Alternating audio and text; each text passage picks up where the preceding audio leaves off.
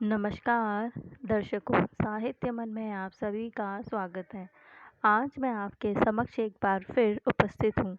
आज मैं आपके लिए फिर से लेकर आई हूँ ओम प्रकाश वाल्मीकि जी की आत्मकथा, जिसका शीर्षक है झूठन। इस आत्मकथा को जारी रखते हुए आज हम इस आत्मकथा का भाग 7 पूर्ण करेंगे। 10वीं कक्षा की बोर्ड की परीक्षा थी। हिंदी और अंग्रेजी के पर्चे हो चुके थे। अपनी बस्ती से ही नहीं बल्कि आसपास के गांव में भी मैं अपनी जाति में पहला विद्यार्थी था जो हाई स्कूल की परीक्षा दे रहा था। सबकी निगाह मुझ पर टिकी थी। स्वयं ही जिम्मेदारी का एहसास होने लगा था। गणित के पर्चे से पहले एक दिन मिल गया था तैयारी के लिए। सुबह 8 साढ़े 8 का समय रहा होगा। बस्ती में शांति थी। बूढ़ों और बच्चों को छोड़कर सभी अपने अपने काम धंधों पर जा चुके थे। अपने घर में मैं अकेला था। फौज सिंह त्यागी, जिसे गांव में सभी फौजा कहते थे, कंधे पर लंबा सा लठ धरे मेरे सामने आकर खड़ा हो गया। बोला, अबे चूड़े, ये क्या कर रहा है? बोर्ड की परीक्षाएं हैं, कल गणित का पर्चा है। मैंने धीमे स्वर में कहा, रात को पढ़ लियो, अब मेरे साथ चल, ईख बोना है। फौजा ने आदेश दिया। मैंने उससे बहुत कहा कि मुझे पढ़ना है, कल मेरा पेपर है, लेकिन वह नहीं माना। जबरदस्ती वहाँ पकड़कर खींचते हुए खेत पर ले गया। डरा धमकाकर काम पर लगा दिया। गालियों की बौछार में मेरा मस्तिष्क दहकने लगा। मेरे भीतर आग भर गई थी। उस रोज त्यागियों के ये जुल्म मेरी स्मृति में बहुत गहरे तक भरे हुए हैं, जिनकी तपिश में मैं अनेक बार झुलसा था। पूरी दोपहर झुलसा हूँ, जिनकी तपिश में मैं अनेक बार झुलसा हूँ। पूरी दोपहर ईख बोता रहा। मेरी ही जैसे 8-10 लोग और थे, जिन्हें बेगार के लिए पकड़कर लाया गया था। फौजा की माँ दोपहर का खाना लेकर आई थी। खेत में शीशम का एक पेड़ था, उसके नीचे वह खाना लेकर बैठ गई। उनके परिवार के कई लोग थे जो पेड़ की छांव में बैठे थे। सभी को खाना खाने के लिए बुलाया गया। बेगार करने वाले धूप में ही बैठ गए थे। पेड़ की छांव उनके लिए बची ही नहीं थी। उन्हें 2-2 रोटी और अचार का एक एक टुकड़ा ऐसे दिया जा रहा था जैसे कोई भिखारी को भी नहीं देता। मैं दूर खड़ा यह सब देख रहा था। मैंने रोटी लेने से इनकार कर दिया। फौजा चिल्ला रहा था, गालियां दे रहा था, लेकिन मैं अपनी जगह खड़ा रहा। मेरे भीतर विरोध जन्म ले रहा था। अबे चूड़े के, आजा, 2 अक्षर क्या पढ़ लिए, सहुरे का दिमाग चढ़ गया है। अबे औकात मत भूल। फौजा का एक एक शब्द मेरे जिस्म में एक साथ हजार दंश भर रहा था। आखिर फौजा की माँ ने मुझे आवाज़ दी, खुजरी वाली के, आजा, रोटी खा ले। मेरी माँ को सब खुजरी वाली ही कहकर बुलाते थे। शायद असली नाम तो वह भी भूल चुकी थी।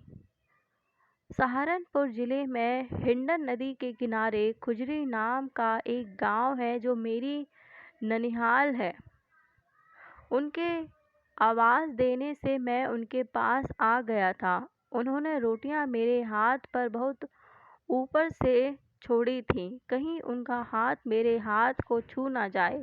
यह तरीका तो मेरे लिए अपमानजनक था। मैंने वे रोटियां उनके सामने फेंक दी और घर की ओर दौड़ पड़ा। फौजा मुझे मारने दौड़ा था लेकिन पकड़ नहीं पाया था। घर लौटकर पिताजी को बताया तो वह आग बबूला हो गए थे। वह मुझे कोई भी काम करने नहीं देते थे, बस पढ़ाई करो कहते थे। पढ़ लिख कर अपनी जाति सुधारो। उन्हें पता नहीं था पढ़ लिख कर जातियाँ नहीं सुधरती, वे सुधरती हैं जन्म से। पिताजी लाठी उठाकर फौजा से लड़ने चल दिए थे। माँ ने बड़ी मुश्किल से उन्हें रोका था। पूरी बस्ती में इस घटना का असर हुआ था। लोगों ने बेकार करने से करना शुरू कर दिया था। एक बदलाव की सुगबुगाहट शुरू हो गई थी। गांव के त्यागी मेरे खिलाफ हो गए थे, राह चलते तंग भी करते थे। इन हालात में हाई स्कूल की परीक्षा दी थी मैंने। परीक्षा के दिनों में कई तरह की अड़चनें आती थीं। बिजली तो थी नहीं, डिबरी या लालटेन की रोशनी में पढ़ाई होती थी। बाढ़ अर्थात रस्सी वाली चारपाई पर बैठकर लालटेन किसी ऊंची सी जगह पर रख लेते थे। आस पड़ोस में हो हल्ला इतना था कि किताब में ध्यान एकाग्र नहीं हो पाता था। लड़ाई झगड़ा तो साधारण सी बात थी। एक दूसरे को चिल्ला चिल्लाकर उकसाया जाता था। औरत मर्द के भेद को भुला दिया जाता था। जब गालियों का प्रयोग होता था, रिश्ते भी गाली बन जाते थे। कभी कभी ढोल ताशों का ऐसा कान फाड़ देने वाला शोर होता था कि पढ़ना दूभर हो जाता था। शोर करने से मना करो तो झगड़ा शुरू। परीक्षा के दिनों में इस शोर ने बहुत परेशान किया। शोर करने वालों को यह बात ही समझ में नहीं आती थी कि उनके गाने बजाने से मेरी पढ़ाई में क्या अड़चन आ रही है। वे सुनकर मजाक उड़ाने लगते थे। पिताजी ने उन सबको बहुत समझाने की कोशिश की थी, लेकिन वह उल्टे पिताजी को समझाने लगते थे। क्यों लड़के को पढ़ा लिखा कर निकम्मा बना रहे हो? ना घर का रहेगा ना बाहर का। पढ़े लिखे तो वैसे भी बेवकूफ़ होते हैं। पिताजी की धारणा अलग थी। वह चाहते थे मैं पढ़ूं, बस। उनके मन में एक ही बात थी, जाति सुधारने की। यदि कभी मुझसे नाराज हो जाते तो किसी ईसाई का उदाहरण देते थे जो बिना पढ़ाई लिखाई के रह गया था और कोयले बेचता था। बस्ती के लोगों में मेरा धीरे धीरे उठना बैठना कम होने लगा था। उनकी बातचीत में मुझे कोई रस नहीं मिलता था। मेरी उम्र के लड़के दिन भर आवारा घूमते थे, अक्सर बुलाते रहते थे।